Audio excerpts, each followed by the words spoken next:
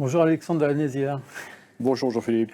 Alexandre de la Nézière, directeur général, associé du cabinet Newton Voreal. Tout à fait.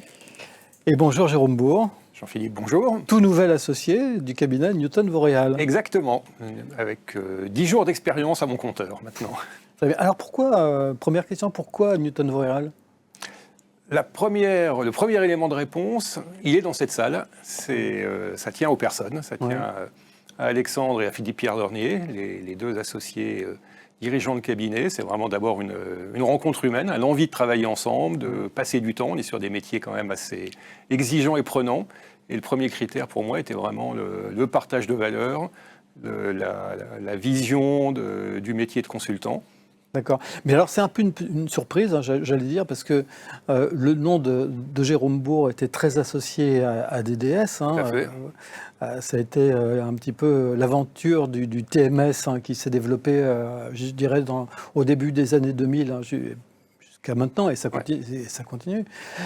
Mais justement, donc, étant vraiment très, très associé au TMS, on ne s'attendait pas à voir Jérôme Bourg arriver dans un cabinet conseil qui est réputé, mais pas forcément spécialisé sur les opérations de transport. Alors, peut-être en revenant sur ton parcours, Jérôme, on pourrait peut-être mieux comprendre hein, les raisons de ce choix.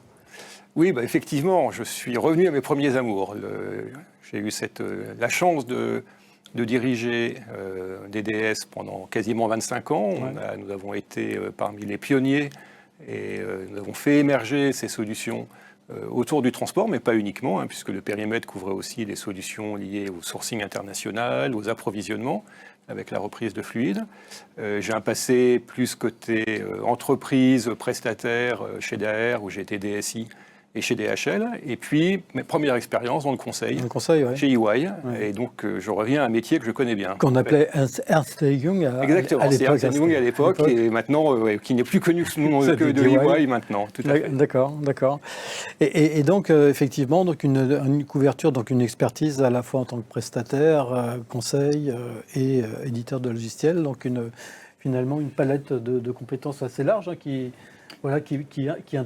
a intéressé Newton Voreal dans ce recrutement. Qu'est-ce que ça va changer pour Newton Voreal alors l'arrivée de Jérôme est un effet attendu de dynamique. Et dans Jérôme, il faut voir l'entrepreneur.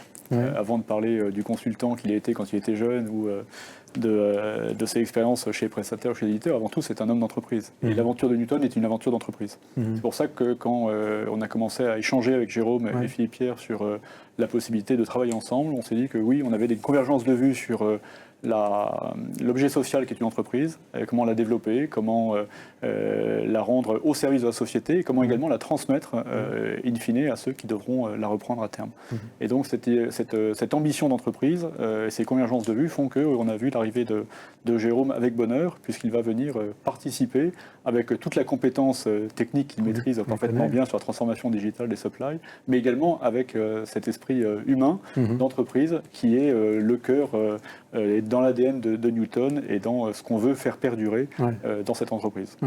Alexandre, ça te ressemble un petit peu ce parcours, j'allais dire un peu... un parcours très particulier, je suis un homme d'aventure. C'est-à-dire que tu n'as pas non plus fait du conseil Non, pas du tout. Moi, je suis Saint-Cyrien à l'origine. J'ai été officier pendant une quinzaine d'années au sein de l'armée française. Et après, j'ai rejoint l'industrie. Donc après, j'ai fait une expérience industrielle au sein de Péchinet à l'époque, puis Alcan qui a racheté Péchinet, où j'étais patron supply de la partie industrielle et de l'emballage chez Péchinet. Et après, j'ai rejoint le conseil pour développer mon expertise supply que j'avais acquis par une formation à l'ESSEC où j'ai rencontré Philippe-Pierre.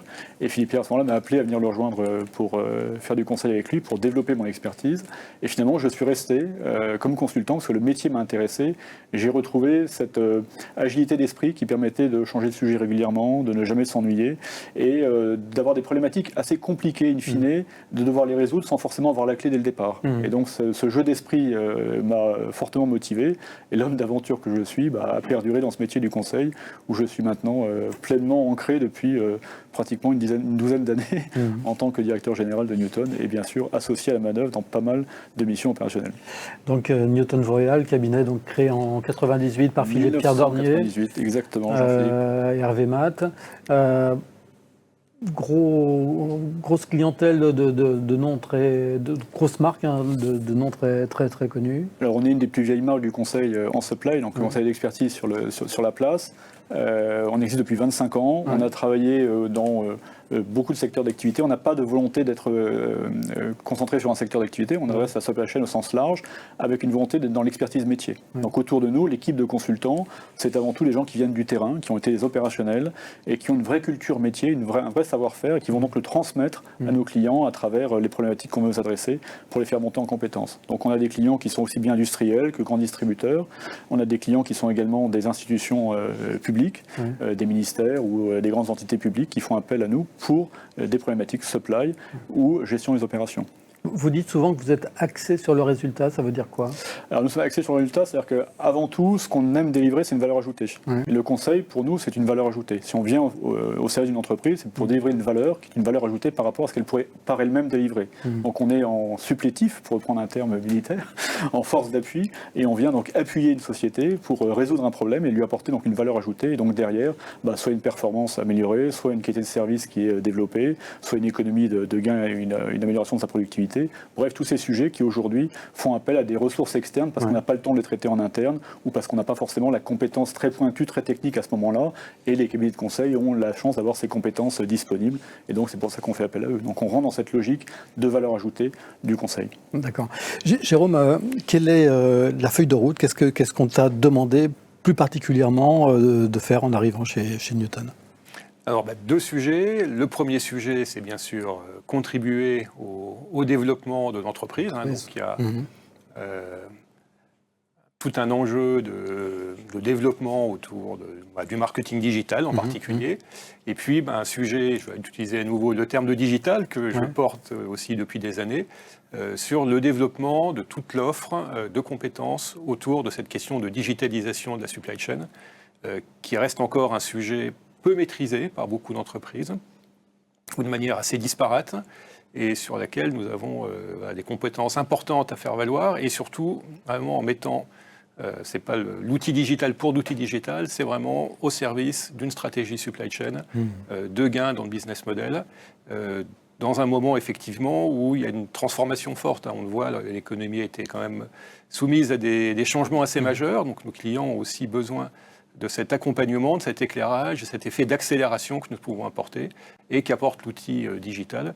Et ce que je mets aussi à disposition de nos clients, c'est la vision à la fois utilisateur, éditeur, pour bien éclairer les choix.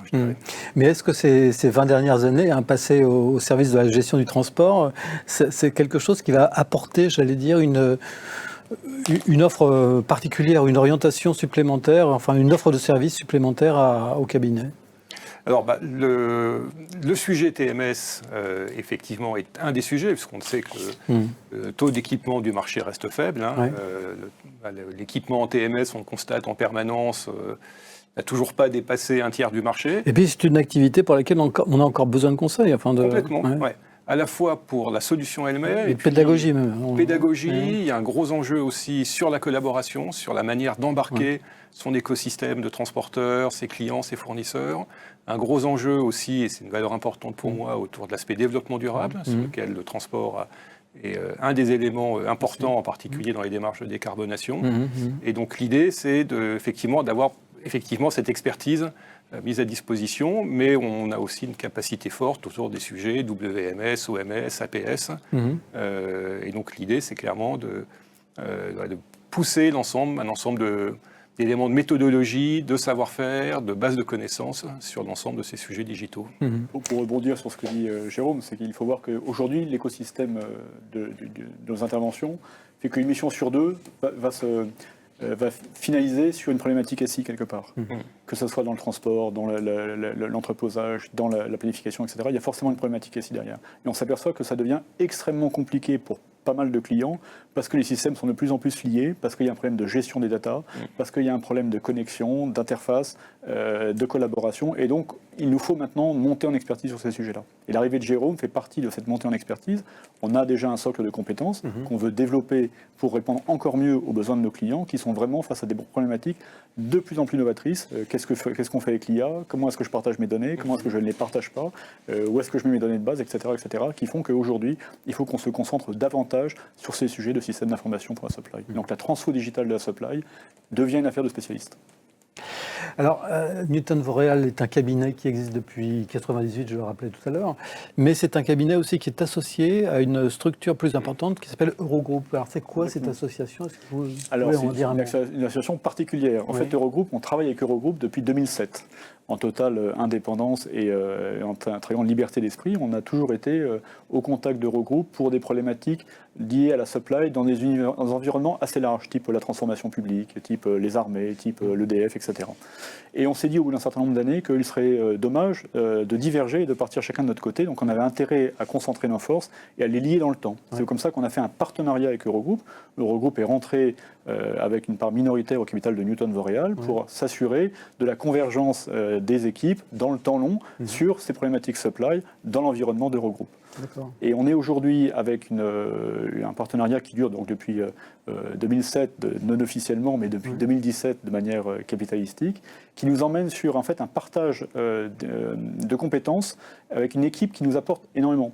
Eurogroup nous apporte des compétences sectorielles dans l'énergie, dans les infrastructures de transport, dans un certain nombre de secteurs d'activité où il faut avoir une vraie compétence métier. Et donc, on monte des équipes intégrées avec Eurogroup, on a cette double compétence et le métier et le secteur.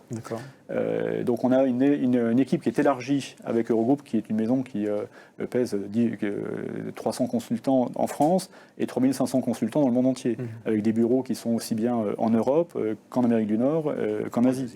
Donc, on arrive à avoir un réseau quasiment mondial pour adresser des problématiques de clients qui ont des problèmes de réseau mondial supply, mais également parfois des interventions spécifiques dans certains pays grâce à des consultants locaux, et également des compétences sectorielles qu'on n'a pas nous en propre parce qu'on est trop petit pour avoir des compétences sectorielles partout, et donc on a la compétence sectorielle avec Eurogroup. Donc c'est une alliance de bonne intelligence au service de nos clients dans des équipes intégrées. Pour ajouter un point, on en parlait rapidement, cet enjeu de l'IA, qui aujourd'hui en particulier l'IA générative, qui est une question pour beaucoup d'entreprises, comment tirer le meilleur parti, quel va être l'impact sur mes process supply chain. Et là, il y a effectivement un enjeu de compétences pointues sur ces sujets, et typiquement au sein d'Eurogroup, il y a une filiale dédiée sur ces sujets IA, et dont on utilise les expertises pointues pour les intégrer dans nos missions supply chain. Très bien. Comment vous voyez à l'avenir? Quels sont vos projets, vos perspectives de développement dans les mois et les années à venir? Les années à venir, c'est le projet qu'on mène avec Jérôme, c'est cette transformation digitale et lancer l'accélération de cette transformation digitale, être beaucoup plus sur ces problématiques qui sont vraiment en développement et vraiment se les adresser de manière profondément experte et pas seulement aider à lancer des appels d'offres sur des applicatifs. C'est vraiment être dans la gestion de l'architecture, la gestion des données et se poser les bonnes questions avec nos clients. Et c'est vraiment un axe de développement qui est important pour nous. On est toujours sur un projet de croissance qui nous mène depuis maintenant quelques années à grossir chaque année. Et c'est cette ambition qu'on mène aujourd'hui avec un nouvel associé qui rentre et qui nous aide à transformer. Sachant que l'étape d'après pour nous, ça va être de faire monter nos collaborateurs aujourd'hui au rang d'associés à terme. Donc d'emmener toute l'équipe à monter avec Jérôme et Philippe Pierre et moi-même actuellement dans cette association qui nous permet d'avoir un métier enrichissant avec une vraie valeur développée pour nos clients.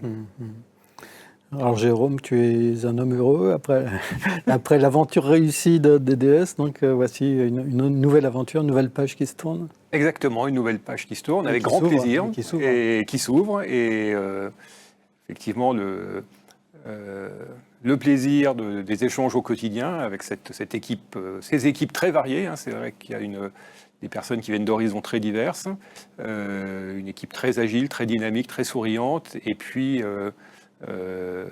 Effectivement, c'est lié à ce métier de conseil. Hein. On est à une taille où on produit nous-mêmes, donc il y a cet intérêt intellectuel très fort d'accompagner, de comprendre les problématiques de nos clients, de trouver des solutions adaptées. Donc effectivement, je suis un homme heureux. Merci en tous les cas. Merci beaucoup, à tous les deux Jean-Philippe. cette autre la chaîne Village. Et puis vous êtes les bienvenus quand vous voulez. Avec grand plaisir. À très bientôt. Merci. Au revoir.